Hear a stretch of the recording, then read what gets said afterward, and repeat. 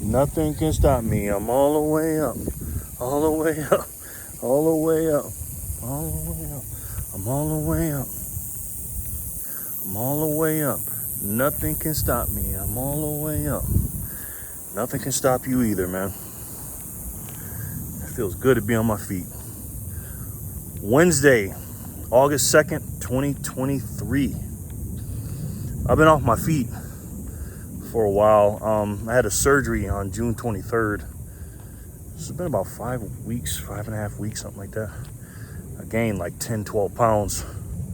But it's been a long time with this situation. I got my last doctor's appointment on Friday, so I don't want to celebrate yet. When I walk out of the doctor's on Friday, I'll tell you my whole journey.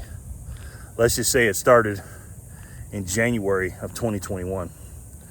And I've been making videos throughout and I'm trying to hide it and stuff like that. But I'll tell you all about that, so stay tuned. Hopefully Friday will be my last visit, hopefully. Anyways, there's a lot of stuff going on. August 2023 is a big month, ladies and gentlemen. You have the BRICS nations: Brazil, Russia, India, China, Saudi Arabia, I think South Africa. South Africa and Saudi Arabia's in there too now, so it's like BRICS with 2 S's. They're announcing their gold-backed money. Also, we talked about last month, Robert F. Kennedy Jr. said he wanted to back the dollar, 1% of the T-bills when he first gets into office, by Bitcoin, gold, silver, platinum. And then also in August, speaking of presidential candidates, he won't be doing it, but you got the Republican debates, because there is no Democrat debates. And I don't think Trump's going to be there. But you got some major people there. Hopefully Mike Pence doesn't show up, because Tucker killed him at that summit. I don't think it was Turning Point. I don't think he was at that one. It was the one up in Iowa. Tucker's been killing it lately. You see that interview with Ice Cube? Anyways, I'm going to tell you this right now. I keep switching back and forth. Any of those 4 candidates, by the way, I'd be happy with. Donald Trump, Ron DeSantis, even though he's kind of an establishment guy. And I've been hearing things about him, but, you know, once information comes in, you always change your mind. Robert F. Kennedy Jr., and more specifically, Vivek Ramaswamy. I got to be honest, man. Right now, if I had to vote right now and step in the booth, I'd go with Vivek right now. For many reasons. I love Trump. I like Ron DeSantis. I love RFK Jr. But out of all of them, I'd probably have to pick Vivek, man. I think he's a more calmer, more reasonable version of Trump back in 2016, but a lot younger. He's more than half these people, younger than these people's ages. You know, you double his age, he's only 74. He's 37, he'll be 38. That guy's strong, man. I don't know all about him, obviously. There's probably, you know, some things going on behind the scenes that I'm not privy to, and neither are you, but right now he's looking good to me, man. He's saying, if I was a presidential candidate, he's saying everything that I would say. I mean, I love it, man. I love it. Excuse me, guys. I always got to scratch my back. But yeah, there's so much stuff going on in the world right now. You know, we talked about President Brandon and his stuff going on. We all know that's just noise. You know what I mean? He will not be running in 2024. You best believe it. If these powers that be have any kind of brain cells, it's definitely going to, in my opinion, it's going to be Gavin Newsom or Michelle Obama, or both. Like I said, Roger Stone made that prediction, but I've been saying that before that. He said Michelle Obama is going to be the president and Gavin Newsom is going to be the vice president. I don't know. But all I know is Gavin Newsom is already, you hear that he's trying to ask for campaign donations already? For what? You know what I mean? Why is he doing that? I just hit my 3-year anniversary at the end of July. I just thought about that too. For stacking silver. I started stacking silver end of July 2020. That's when I really started waking up, you know, and my friend put me onto it. And this time that I've been down and out on my feet, I've been going through a lot of my silver. And when you're going through your inventory, whether it's gold, silver, platinum, precious metals, or anything in your house, you start to realize what's important to you and what's not, you know? And I have a lot of stuff. I'm a bit of a hoarder, I guess. I'm a bit of a hoarder. I don't know if it's like a doomsday thing that, oh, I can't get rid of this, I can't. But I had to look at myself. I'm like, I'm a freaking hoarder, man. Are you guys that way? Leave me a comment in the comment section if you guys got a bunch of crap. But my grandma used to say, when she used to tell me to clean my room and stuff, she had a saying, there's a place for everything and everything has its place. And when I look at my stuff, what I have, my stuff that I say that are preps or whatever, a lot of stuff is sometimes just garbage. So I can either sell it, put it on the market if nobody wants it. I can give it away on Craigslist or give it away, you know, donate it to the Goodwill or the Salvation Army. And the Salvation Army says, hey, don't do that. Because I'll ask them first before I put it in the dumpster. I say, hey, do you guys take this stuff? Because if they don't, I won't even bother. And the third thing is I'll just save them the time. Instead of them throwing it away, I'll throw it away. So there is a place for everything, and everything has its place. You just got to figure out what that is. But with me doing that, I made quite a bit of fiat currency or political currency units, or cuck bucks, I like to call them. Because you're a cuck if you saving those bucks. Anytime a man can press a button, or an entity or a government official or a central banker or a Fed person can press a button and print money that you have to work for, that's a cuck buck, ladies and gentlemen. And I refuse to participate in that. That's what's going on in today's society, in the world that we live in for all our lives, that we've been, you know, transacting in these bucks, these cuck bucks. But now that you know what's up with the gold and the silver and the platinum, and some of you with Bitcoin, you know it ain't nothing. So I took the cuck bucks and I converted it. And I converted it into Bitcoin. The hardest money ever made.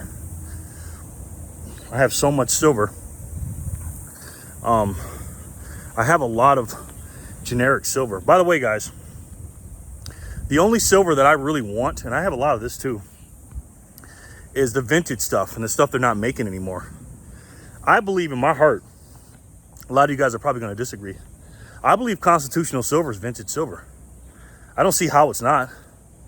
I mean, the last silver, well, 90% silver. I know that the Franklins were 40% up till 1969. But the last one was minted in 1964. Guys, that's almost 60 years ago. You know what I mean? I mean, if that's not vintage, we're calling Engelhardt's vintage, and those were made in the 80s. I mean, this is, you know, I love Engelhardt's. It was a great company. Johnson Matthey's a great company. Silvertown, all of them. I like all that stuff. But Constitution of Silver, in my opinion, the real money, the money that's written in the Constitution, literally the constitutional silver, or the people like to call it junk, which is stupid, and 90% silver, is so rare because people don't understand how much they melted back in the day, because they didn't give a shit about it back in the 80s and stuff. They were just melting it and making it into other stuff. And I just love it, man. So when I'm going through it, you really, when you're going through stuff, your stuff that you have, you really put a priority on what it is. You know what I mean? And I was putting it away, all my silver, and I noticed that I always put the constitutional first. I have a lot of constitutional silver in comparison to what I have with my other stack. I have more than a third of my stack is constitutional silver. And you know what you like when you pile it up. I mean, there's no question. If I made a video saying my top 5 favorite silver, spoiler alert, number 1's constitutional. I had a lot of American Eagles, but I sold them, even though I do love them.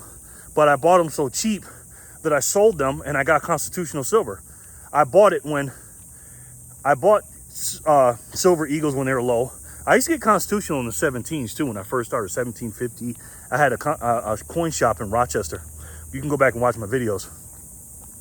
And he had some really good deals, man. And I just, again, because I'm not that smart, my logical brain was like, how in the world can this, they don't make anymore. So I was just buying a bunch of it.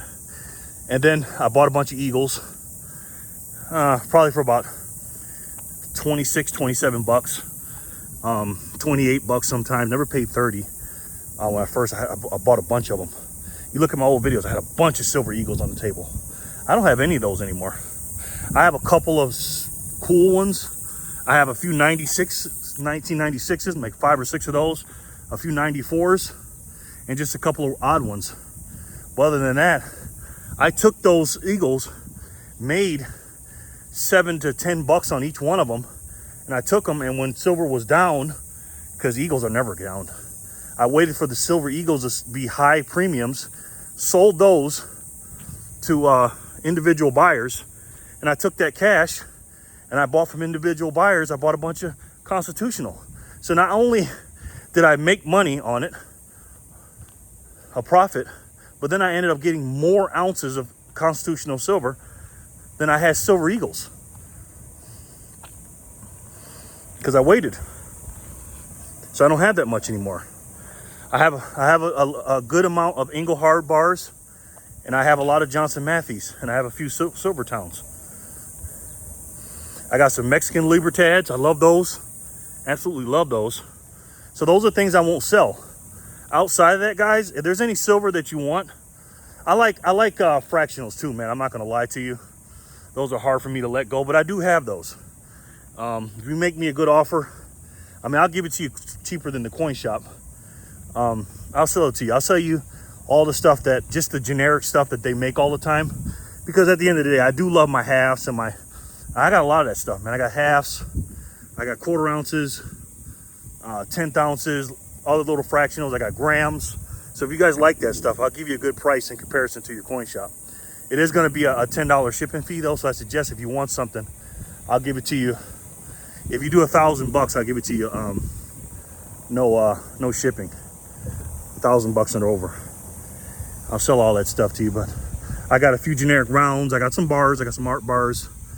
I got some vintage bars that I may not sell, but just hit me up and ask me. Make me an offer what you want, and then I'll sell it to you. But it's going to be a $10 fee to ship it. 5 to 10, it depends on how much you're getting. I'm not going to try. I'll try to just charge you what I'd pay for the shipping. But usually shipping's about $10. So you know how it is at the freaking post office and everywhere else. Stuff. So just let me know. There's my little commercial. But now what do we have? We have all this stuff going on. When you look at the news, every time you hear the news, nothing but dooming and glooming and lying and pulling the wool over your mask over your eyes. I went and see my barber yesterday. I didn't get my hair cut for a long time. I got my hair cut yesterday. And my barber, he's from El Salvador. He's a Latino man. And I really like him. He's a good guy. We were talking. He's like, yeah, man, just got back from El Salvador. I was like, really? Now, for those of you that don't know, El Salvador is like Bitcoin Nation. It's the first nation of many that's going to happen. We got a few more now that have completely adopted Bitcoin as legal tender. Now, they don't transact 100% in Bitcoin. They'll still take US dollars and take their little whatever money down there they have, pesos, I think, or whatever. But Bitcoin is I think it's more than 50% of the transactions. So I asked him about that. I said, hey man, you heard about Bitcoin? And he just started going crazy. Yeah, everybody was buying stuff and I really want to get into it. And, I don't know if I'm going to make any money. And I just let him talk and he's cutting my hair. And I said, look, man, and I orange pilled him. Now, if you don't know what orange pilling is, it means same thing as being a silver ambassador. You get someone to buy silver or gold, and if they didn't know about it, you teach them about it, let them hold it in their hand, see it or whatever, and then open their eyes and awaken them and lead them in the way. And I did, and I talked to him about it, and I showed him. He downloaded the Moon Wallet on his phone. I zapped him over some sets. I gave him a few sets. I think I gave him 1,000 sets. And I zapped that to him, and it just got there. Just like as soon as I hit send, he got it. Just like that. Dude did it over the Lightning Network.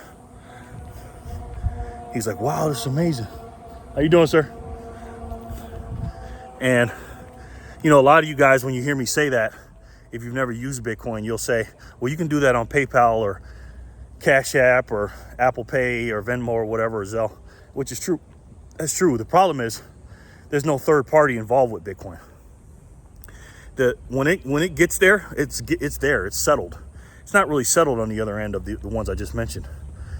It's on the screen, but it takes a while to settle. That's why you have to pay 2 or 3%, or the vendors have to pay 2 or 3% on Visas and all these different cards, MasterCards and all the stuff, Discovers, is because they have to pay those fees. That's why when you pay gas with cash or Cuck bucks,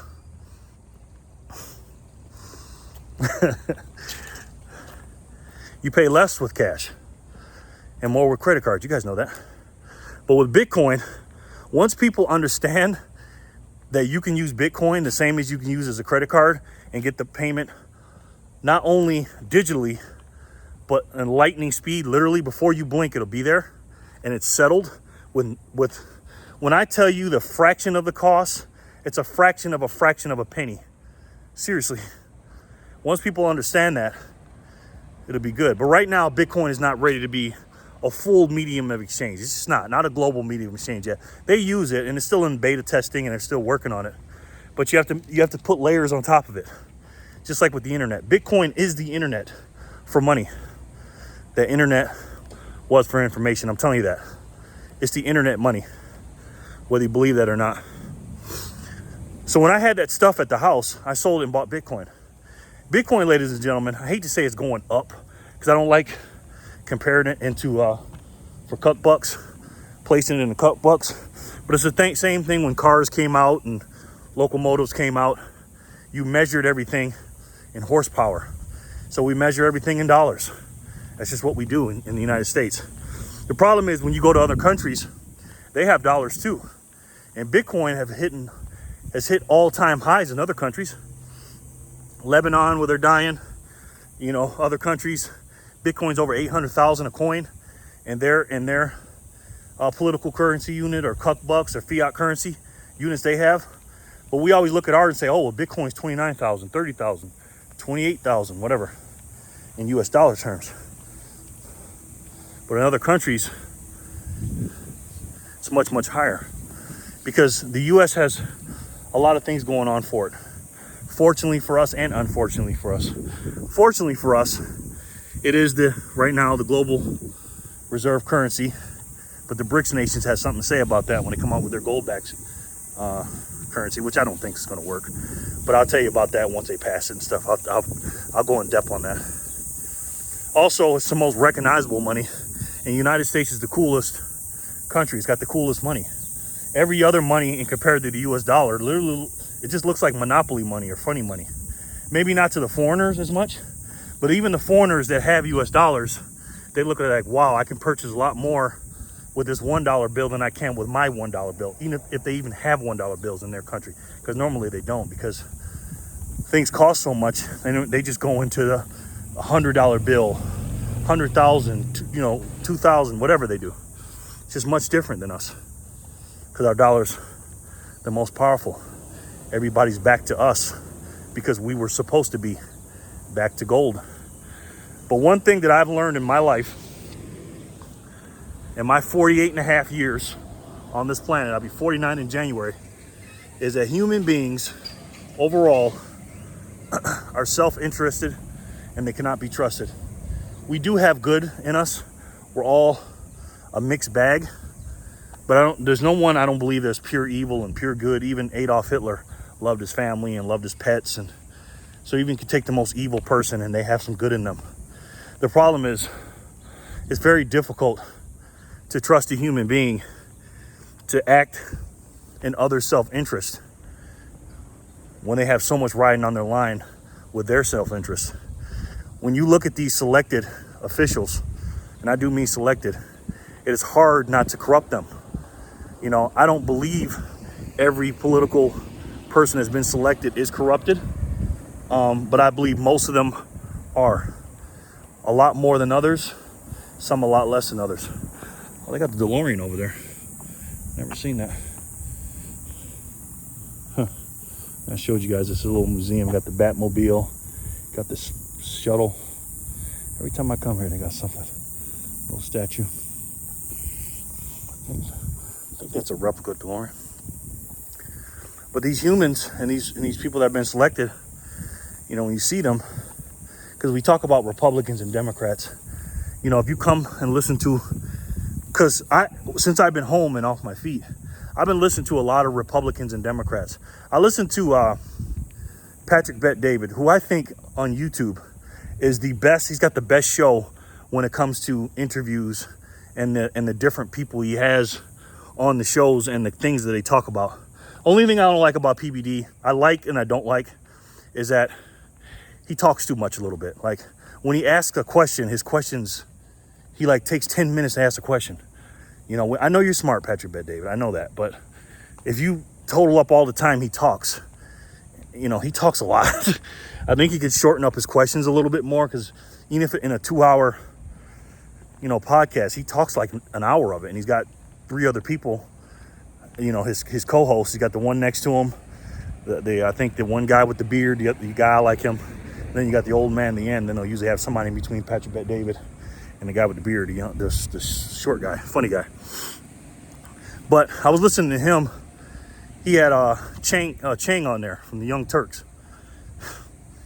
You know, I got to be honest. Chang, even though it's terrible he's been over the last years, he wasn't that bad in that interview. He was bad, of course, but he wasn't that bad. He still says, "Oh, Biden, you know, he says there's no evidence that he did anything wrong.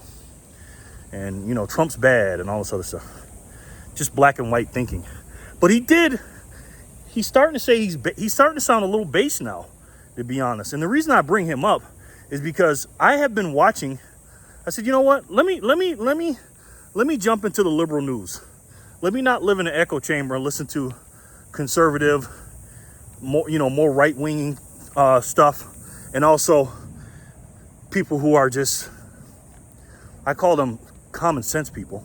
You know what I mean? Let's look at the mainstream liberal media. And I looked at it for about since I had my surgery, and I'm gonna tell you, man, no wonder why people think the way they do.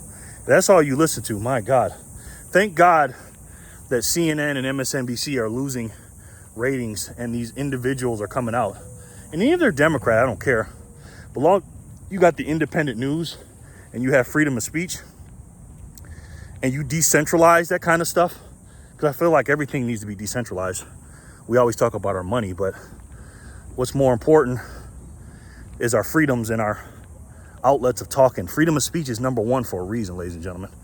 And also your right to have your weapons. The Constitution was written for those people, not for us. The tyrannical people, you know, as a reminder to them that, hey, you can't be infringing on our rights.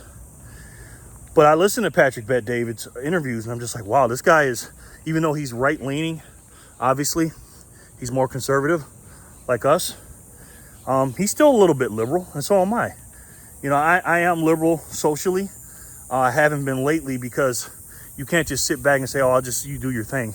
Certain things I just can't be liberal about anymore, because they're making it where they're forcing me to call you a he, they, them, she, it, whatever, and saying that, hey, it's okay for you to go in, a biological man to go into a girl's bathroom, and it's okay for you to teach my kids about this stuff in school. I can't be social liberal about that kind of stuff. So I am still socially liberal about certain things, as long as you're not breaking the law or hurting nobody. But if you're hurting my freedom of speech and my rights to think a certain way because of your feelings, or you messing with my kids, I'm not with any of that. I can't do it, and I'm sure you can't either. So when you're looking at human beings as an organism, as a as a race or whatever, it doesn't matter what color you are. If you put somebody in a position where they can make all this money, they'll turn establishment. I mean, look at Trudeau in Canada. I watched a video of him before he became the prime minister or wherever he is. He was talking about guns, that people need guns, and this is why they shouldn't take them away. If they take them away, that takes away your freedom. He sounded just like us, but now he's establishment. You know what I mean?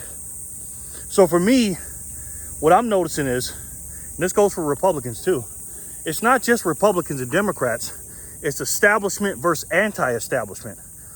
And there are a few Democrats that are not establishment, and I'm talking about a few of them. And it's very hard for them to stay with the Democratic Party right now because it switches. Republicans have been all establishment too. Right now, it's just the Democrats. But while all this crazy stuff is going on with the elites putting down all this crazy stuff, the reason they're doing it with the Democrats, I feel like this time around, these last 10 years or whatever, 8 to 10 years, is because it's a demographic. They're right. People like us, they couldn't pull this with us.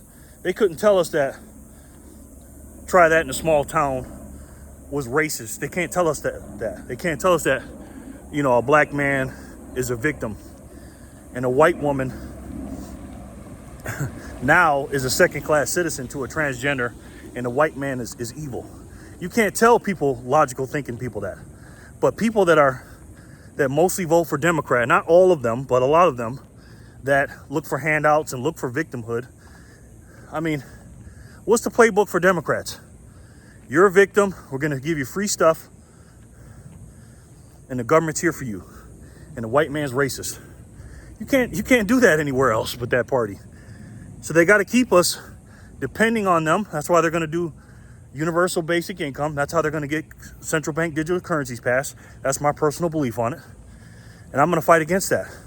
When I was talking to my barber about Bitcoin, I didn't even have to sell him on it because he already knew what was happening. I go, look, I'm not going to lie. I believe America is going to be the last one to implement it. I said, but one day you're going to look down and you're going to see things written in dollars, and then you're going to see things written in Satoshis. Because, ladies and gentlemen, again, there's only, I think, 19 point something million Bitcoin that have been mined. We only got like 1.8 left or 1.5 left or something Bitcoin to be mined. But out of those 19 something million, a lot of them haven't moved because the keys have been lost. People died. So they estimate 3 to 5 million of them are gone. It's a very small percentage. It's like 20%. But a very small percentage of people, will be able to have one Bitcoin. And you won't need one Bitcoin. You know what I mean? Again, Satoshis will be the new dollars and purchasing stuff. You will be looked down at the counter, or you'll look down at what something costs. If something costs $5, it may be 5,000 Satoshis or something like that, or whatever it's going to be. Because that's what's happening, ladies and gentlemen. And the reason why I say that is because when BlackRock comes out with this ETF and it becomes more mainstream, do you understand how an ETF works? BlackRock is the biggest asset manager in the world, estimated between 9 and 11 trillion with a T in assets they manage. So everything that you have or you buy or you own and on paper, there's a good chance, almost 100% chance that BlackRock has a piece of it. People have a piece of everything, including the media. Have you noticed that CNBC now is defending Bitcoin? You think that's on accident? They used to always question it and talk junk when Jack Mallers came on there, or any, Anthony Papagliano or any Bitcoin guy comes up there. Now they're just like, what do you mean Bitcoin's bad? I read the Bitcoin Standard in the first 20 pages. This is the host of the show saying that I get it, Bitcoin's great. This is the same guy, the guy on CNBC, who says, what do you mean Bitcoin's going to work and blah, blah. That's not on accident, ladies and gentlemen. BlackRock just came out and they showed, I think it was in, I don't know if this paper was from 2021 or 2022, I think 2022, that BlackRock says every investor should have 84.9% of their holdings in Bitcoin, and then some in bonds and some in this and that. Bonds are dead, for another video.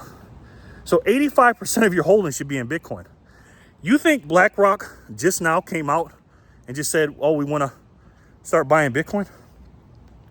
In order to start, I think one of the young guys at BlackRock, one of the lower, millennials or something, or probably a Gen X or Gen Y or whatever it is, worked his way up the ladder to the CEO of BlackRock and orange pilled him. And now once you see it, you can't unsee Bitcoin, ladies and gentlemen. Again, don't believe me. Do your own research. You know what I mean? They've been buying it for years. So now that they accumulated, and by the way, BlackRock, in order for you to buy the ETF, and I don't suggest you do it, just buy Bitcoin right off an exchange and then put it in your cold storage. But the ETF, a lot of people are going to buy it. They have people going to be on the phone selling it. They have to have the Bitcoin to sell for you. Now they hold it for you, which I don't suggest you buy an ETF, just like the same with gold and silver. Don't buy ETFs. I don't have any paper assets, ladies and gentlemen. Let me give you a spoiler alert. I think Tesla is the greatest company in the world. I love their CEO. I love what he's doing, but he's a human being and he's not infallible. He can make mistakes. He can get his neck broke by Mark Zuckerberg in a gladiator fight. I mean, his company's, Tesla's everything. It's like 6 companies in one.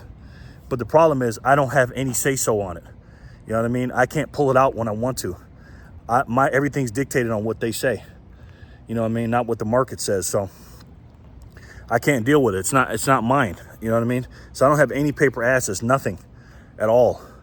I got some Cuck bucks. I do have those for now. I got platinum. I got silver. I got a bunch of food and all this other stuff and stuff that I need to buy with these monetary assets. Plenty of it. And I have Bitcoin in cold storage, not on an exchange. If you don't hold it, you don't own it. Not your Bitcoin, or not your keys, not your Bitcoin. And BlackRock is showing that, ladies and gentlemen. And when I was talking to my barber, he was just so excited about Bitcoin, man. He's like, holy crap, man. And then when I showed him how fast it works and what it is, you ain't seen nothing yet, ladies and gentlemen. Bitcoin, again, like I was saying earlier, is going to go up in fiat currencies. Like, it's going to have more horsepower, like locomotives and stuff. It's going to cost a lot less Satoshis to buy things. It's a deflationary asset because there's not that much. And when BlackRock passes this ETF and it gets more into the mainstream and people start buying it and just putting 1% in or 5% or whatever they do, and some may do the 84.9%, there's not enough Bitcoin to go around, ladies and gentlemen. And then when the Bitcoin halving comes in April 2024, I've said this to you before, but just in case somebody didn't hear this, right now we are at 800,100 and something blocks on the Bitcoin chain. Bitcoin started January 3rd, 2009. And every block, every about 10 minutes, they mined from January 3rd, 2009 till 2012. They mined 50 Bitcoin every 10 minutes. TikTok next block. That was the first epoch, right? That was the first 4 years. 2009, 10, 11, 12. Then the next epoch did 25 Bitcoin every 10 minutes. And so it got cut in half. So all the Bitcoin out of the 21 million in the first 4 years were mined. 10.5 million came onto the scene. Then the next epoch number 2, it was 25 Bitcoin every 10 minutes, right? You got 144 blocks a day, 10 minutes, 24 hours, right? The next epoch after that, epoch number 3, was 2016 to 2020. Oh, there's a car coming.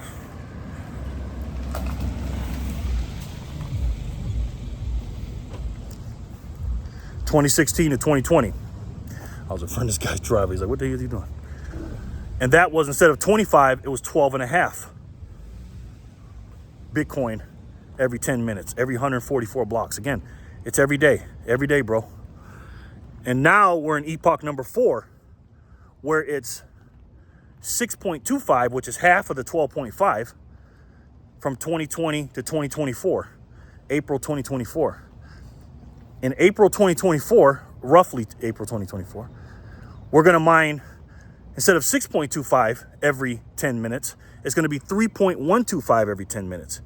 And just so happens that a couple of years ago, the supply of Bitcoin in about 2020, there has been less Bitcoin on the exchange. That's where you buy it from, because the miners mine it and put it on the exchange. Some of them keep it too, but they use it to pay their bills. They have to cash it in to pay their bills, but most of it goes back to the exchanges. When the exchanges hold that, because I say they make their fees and stuff, there's been more demand for the Bitcoin, and the supply of it has been going down. What do you think is going to happen when the halving comes, and instead of having 6.25 every 10 minutes, so you take 6.25 times 10 minutes, times 144 a day, that's 900 Bitcoin. What do you think is going to happen instead of getting 900 Bitcoin with the demand going up and the actual supply of it going down? Now the supply coming into the market of being cut in half of 450 Bitcoin. What do you think is going to happen with the demand going up and ETF of BlackRock doing it? I mean, guys, I'm not a mathematician here, ladies and gentlemen. The reason why I'm into Bitcoin was the same reason I got into silver, gold, and platinum. Because I thought silver, gold, and platinum were finite. They're not finite. Compared to the Cuck bucks, they kind of are. But you can always find more. Platinum is much harder. But silver, you can find it in different places. And gold, you can find it in different places. You can't find Bitcoin anywhere else. And it is a new digital money. It was made for money. We didn't make gold and silver and platinum for money. It was a metal that we found in the ground, and we chose it to be the best money. And for years, for thousands of years, it's been the best money. When the Native Americans were here, when Christopher Columbus came over, Columbus had gold in India, because he thought it was India. All those people had gold back then. And the Native Americans had a complete different money. They had a different monetary thing. But guess which one worked out and lasted? With gold. The reason why is because it was more finite, it was harder to get, proof of work, and it was a better money. But now we got Bitcoin. And Bitcoin, I believe, is going to take over gold. And gold is going to be, and this is a couple of generations, not in our lifetime. Part of our lifetime it will be. But once people wake up and realize what Bitcoin is, because gold hasn't done anything in the last 14 years. Really, nothing significant. You know, it's just kind of stagnant. And with all this money printing, gold should be going crazy. If you'd have put the same amount of money into gold in 2010, when Bitcoin first started trading, when that guy bought those pizzas, you'd have a lot more Cuck bucks if you put it into Bitcoin than the gold. But it ain't about the Cuck bucks. It's about your purchasing power. How many ounces of gold does it take to buy something? How many Bitcoins does it take to buy something? Surely it's a lot less Bitcoin to buy something, and it's deflationary. Ladies and gentlemen, you got to get on this train and get you some Bitcoin. But the main thing is, with a gold and silver stacker like yourself, you guys know the monetary system's broken. I don't have to tell you, because when I orange pill people now and tell them about Bitcoin or silver or whatever, I talk about the money first. I say, hey, do you know about inflation? You know, and they say, oh yeah. I said, what is it? And they say, oh, isn't that when prices go up? I said, do you know why? None of them know. So when I sit down and break it to them and say, look, man, our money's broken. This is what happened in 2020. I show them the M2 money supply of what it was at $3 or $4 trillion in February 2020. Then we just went up a hill and just printed a bunch of money. Everybody sat home. We weren't making anything. We had less supplies. It was part of the supply and demand squeeze too. I'll admit that, because we were making less goods, but we had a lot more dollars or Cuck bucks chasing a lot less goods. But if you think inflation is 5%, has your rent gone down to 5% since 2020 or 2022? No, but they don't count that stuff. They don't count energy and the stuff that we need. It's all a lie, ladies and gentlemen. Just go to the grocery store. I used to buy a lot more steaks. I don't buy as much steaks. I buy a lot less steak. Now I buy ground beef because I can't buy steaks. Because the same amount of money that I had before is going to cost me 30, 40, 50% more to get that same steak. So who's telling you that your inflation's 5%? With your fixed costs and your variable costs. I've sat down and done the math, ladies and gentlemen. So when I talk to people about the money needs to be fixed, I don't have to tell you guys that. You guys already know. But if you think Bitcoin is a scam, or if you think Bitcoin is crypto, you got another thing coming. I've said this once and I'll say it again. Bitcoin is not crypto, and crypto damn sure ain't Bitcoin. It just happens to be named a cryptocurrency, and all the other ones jump on its back. Bitcoin is like a giant whale in the sea. You ever seen one of those the biggest whale in the sea? Then you see those little tiny fish hanging on the whale. Those are the other cryptocurrencies. They just hang on to Bitcoin. Bitcoin leads the way. Bitcoin is the money, ladies and gentlemen. It's finite, it's proof of work, and it's the only thing that's gonna set us free in this digital age. It just is. We're not gonna trade rocks back and forth, ladies and gentlemen. And if you do have that rock or that silver, what are you gonna trade it in for? You're gonna trade it in for goods or services? Maybe with a couple people, but for the main market, you're gonna trade it in for CBDCs. And Bitcoin is the only way to do it, ladies and gentlemen. So you guys know that there's a lot of problems in this world. Do your own research. Don't listen to me. I'm just a guy on the internet with some shades to gain about 10 or 12 pounds. Just gotta lose this weight. But always do your own research. You know the money's broken. What are you gonna do with that precious gold and those metals and the silver and stuff when it's time to cash in? You wanna trade it in for cuck bucks? No CBDCs? Or do you want to get yourself the hardest money in the world? And that's Bitcoin. I love each and every one of you, and I'll talk to you soon. Peace and love, guys.